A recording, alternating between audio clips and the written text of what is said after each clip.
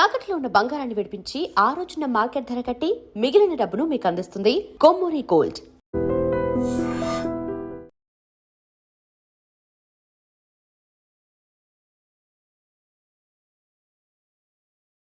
తర్వాత ఇన్ జనరల్గా సార్ రామారావు, నాగేశ్వరరావు, కృష్ణ గారు ఇదంతా ఇలా జరిగితే మీరు ఒక సక్సెస్ఫుల్ పర్సన్ నటుడుగానా, నిర్మాతగానా, లేకపోతే ఒక రియల్ ఎస్టేట్ రియల్టర్గానా, లేకపోతే రాజకీయాలు కాస్త పక్కన పెడదాం సార్, ఇందులో మీరు you're a very very highly successful person sir. అంటే ఫెయిల్యూర్స్ని దగ్గరికి రానివ్వని ఒక విజయవంతమైన వ్యక్తి మీరు. మీ అంత ఒక విజయవంతమైన వ్యక్తి అంటే మీ తాలూకా క్రమశిక్షణ అనండి, పట్టుదల, దీక్ష ఏమైనా అనండి దాన్ని. But you're a successful man till this minute. But cinema ఇండస్ట్రీలో మీరు వెళ్ళిన తర్వాత ఎంతమందో మీ కళ్ళెదురుగుండా ఫెయిల్ అయిన వాళ్ళు ఉన్నారు సార్. అంటే ఒక హరనాథ్ రాజు గారు కానీ, ఒక రాజబాబు కొంత అయ్యే స్వయంకృత అపరాధాలు అంటారే. అంటే నేను ఇండస్ట్రీకి వచ్చినప్పుడు ఎలా ఉండాలనేది కొంతమందిని చూసి నేర్చుకున్నాం, ఎలా ఉండకూడదు అనేది కూడా కొంతమందిని చూసి నేర్చుకున్నాం. అందుకని మీరు చూడండి, వాళ్ళ తర్వాత వచ్చిన హీరోలు ఎవడో కూడా ఆ ఇదిలో ఎవడో జట్టకొట్టుకోలే. ఎవడికాడ ఎలా సక్సెస్ఫుల్ అవ్వాలి, ఎలా సక్సెస్ తెచ్చుకోవాలి, ఆ వచ్చిన డబ్బులు ఎక్కడ ఇన్వెస్ట్ చేయాలి, ఏం చేయాలి అనేది అందరూ కూడా ఇప్పుడు ఎవరు పలానా వాడు చేతుల మూలంగా ఇటు బాడీ చేసుకున్నాడు అని ఒక్కడు లేరు, ఎవరు లేడు. హర్నాథ్ గారు, రాజ్బాబు తర్వాత ఇంకెవరు లేరు. వాళ్ళతో మీరు కలిసి ఏమైనా వర్క్ చేశారా సార్? హర్నాథ్ గారితో చేయలేదు, రాజ్బాబుతో చాలా సినిమాలు చేశాం. బట్ రాజ్బాబు కూడా అంత హైలీ సక్సెస్ఫుల్ పర్సన్, కారణం ఏంటి సార్ ఆయన అలాగా? అంటే సొంత సినిమాలు దిగటం మొదలుపెట్టి కానీ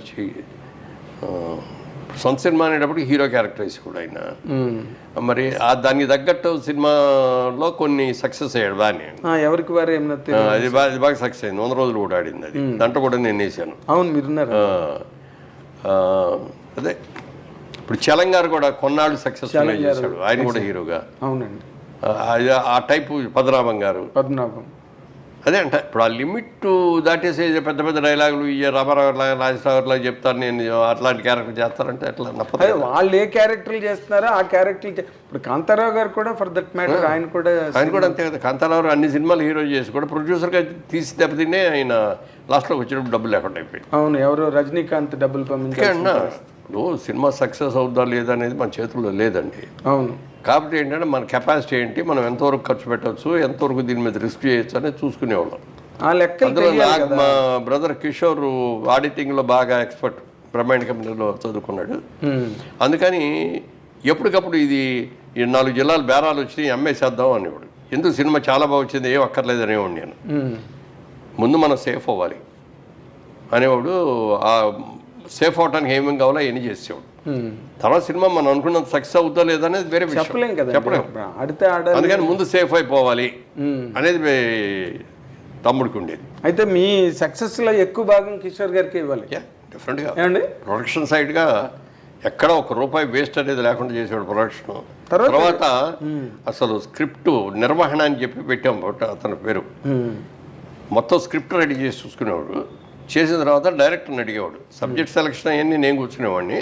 సబ్జెక్ట్ సెలక్షన్ అయిపోయిన తర్వాత గణేష్ పత్రాలు రైటర్స్ రాయటం అన్నీ అయిపోయింది.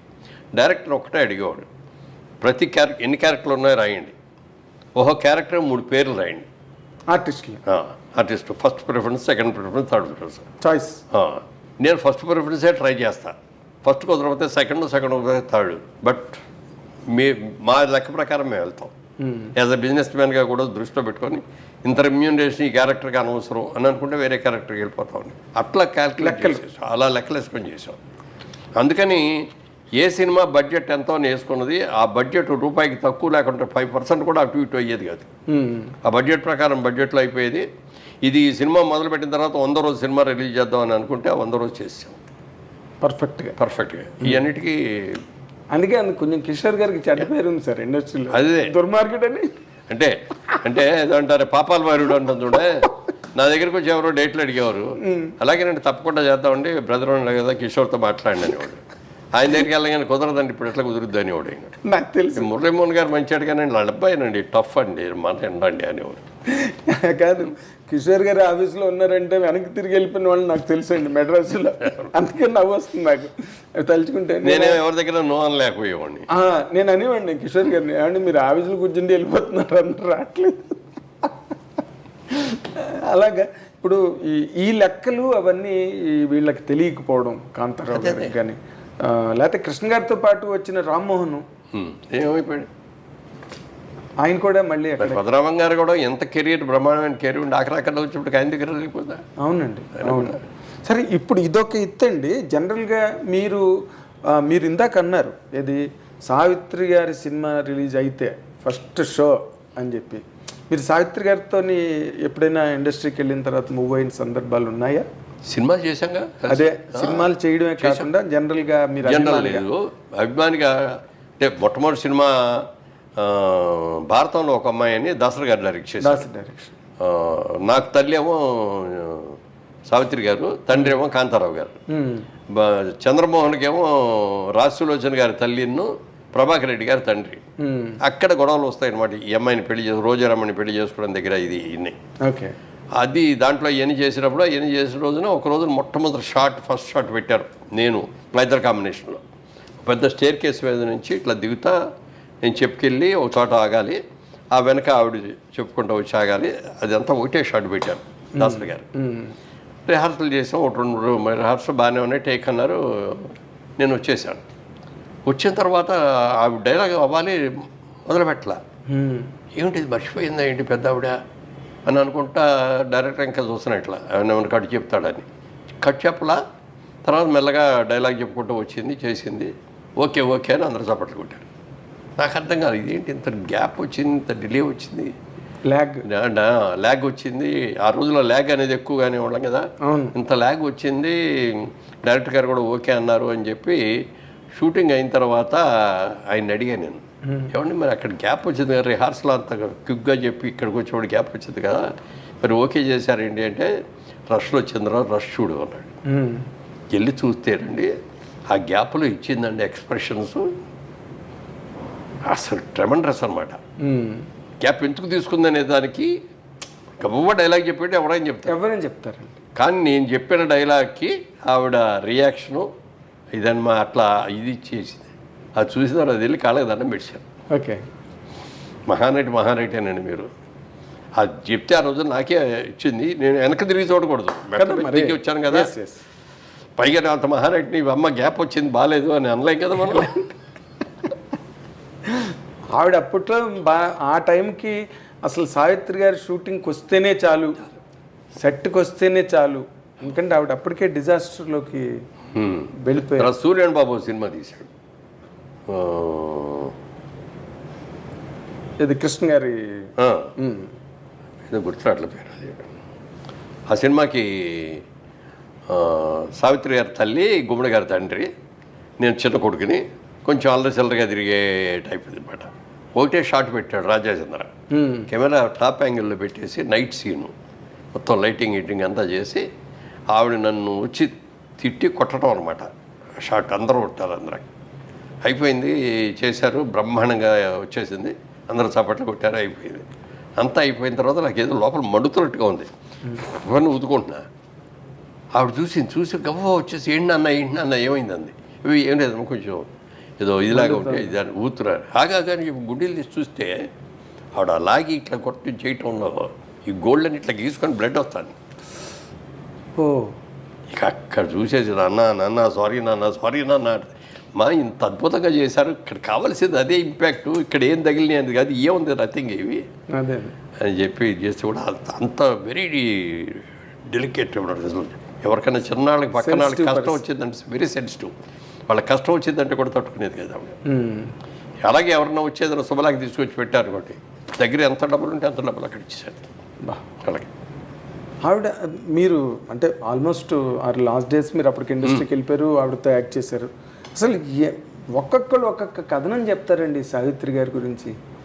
ఎవడి వెర్షన్ వాడిది, ఎవరి వెర్షన్ ఆడిదే సావిత్రి గారు. నాకు చూసింది 9 వరకు అయితే అట్లా కొన్ని సినిమాలు రామాయణంలో పిటకల వేట ఇంకా అయ్యో కొన్ని సినిమాలు చేశాం మేము అందరం. ఆ సినిమాలన్నీ చాలా సక్సెస్ అయిన తర్వాత ఆవిడతో బాగా ర్యాప్ విపరీతంగా పెరిగింది. సరదాగా ఆవిడకి కూడా కార్డ్స్ ఆడటం ఇష్టం. 6 గంటలు దాటిన తర్వాత ఆవిడ షూటింగ్ చేసేది కాదు, 6కి వెళ్ళిపోతానని చెప్పేది. ఇది 6కి సీల్ 8కో 7 దాకానో 9 దాకానో అయ్యేటట్టు ఉంది అన్నప్పుడు డైరెక్టర్ వచ్చి సైగ చేసేవాడు మాకు, ఆవిడతో కూర్చొని ప్యాకాడేవాడు. ఓకే, ఆయన సైజ్ చేసేవాళ్ళు, సైజ్ చేసేస్తే ఇక మేము ఆట అయినా కూడా తిప్పేవాళ్ళం కాదు. కార్డు తీసేసి పడేసేసి ఆవిడ షో తిప్పేది. అబ్బా బలి పోయిందండి, ఇంకొక ముక్క వస్తే మాకు అయిపోయేదండి అనేవాళ్ళమే తప్ప. అంటే ఇక అవి పుచ్చుకోగానే అదొక సరదా, దాంట్లో ఇన్వాల్వ్ అయిపోయి ఏ టైం ఎంత అయిందనే చూసుకునేది కాదు. అంతా అయిపోయిన తర్వాత ప్యాకపోయి ఏంటయ్యా 9 అయిపోయింది, నేను 6ంటికి వెళ్ళిపోతాను, ఇప్పుడు దాకా చేశారేంటి అనేవాడు అనమాట. అట్లా చాలా బట్ అలాగా చిన్నపిల్లల మనస్తత్వం లాగా ఉండేది అనమాట. ఓ రోజున ఇట్లాగే మేము అందరం వెయిట్ చేస్తాం, దాంట్లో రామాయణంలో పిటకల వేట, ఎంఐ దీపరాల, అప్పుడు దీప బాగా క్రేజ్ అనమాట, విపరీతమైన బిజీగా ఉండేది, అన్ని లాంగ్వేజ్లో చేస్తూ ఉండేది. ఎక్కడో షూటింగ్లో లేట్ అయిపోయింది, 9ంటికి రావాల్సిన అమ్మాయి 12ంటికి వచ్చింది. వచ్చేసి గవ్వా మేకప్ రూమ్లో డ్రెస్ వేసుకొని రాకుండా సారీ డైరెక్టర్ గారు అంటే డైరెక్టర్ గారి దగ్గరికి వెళ్తాం కదా, వెళ్ళి ఏదో చెప్తాను పిలిచింది కూడా. ఏమనుకుంటున్నావు నువ్వు అక్కడ ఆలస్యం చేసిందాను, ఆలస్యం అయింది, ఎందుకు అయింది అనేది వేరే విషయం. నువ్వు రాగానే మేకప్ తీసుకొని డ్రెస్ చేసుకొని వచ్చి షార్ట్ చేస్తావా అని మీకోసం మేము వెయిట్ చేయాలా ఇక్కడ, ఇంత ఇది నీకు ఆ మాత్రం కామన్ సెన్స్ లేదా అని చెప్పి లెఫ్ట్ అండ్ రైట్ చెప్పి అమ్మాయి బడబడి వెయిట్ చేసింది.